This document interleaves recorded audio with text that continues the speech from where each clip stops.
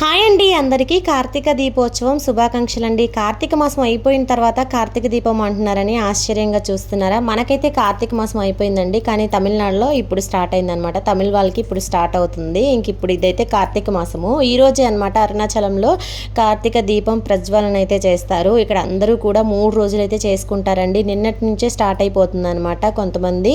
ఇంకా ఈ రోజు అయితే మెయిన్ మధ్యాహ్నం భోజనం కూడా చేయకుండా ఉపవాసం ఉండి సాయంత్రం అరుణాచలంలో దీప ప్రజ్వలన చూసిన తర్వాత దీపారాధన చేసుకొని ఇంట బయట అన్ని కూడా దీపాలు వెలిగించుకున్న తర్వాత భోజనం అయితే చేస్తారంటండి.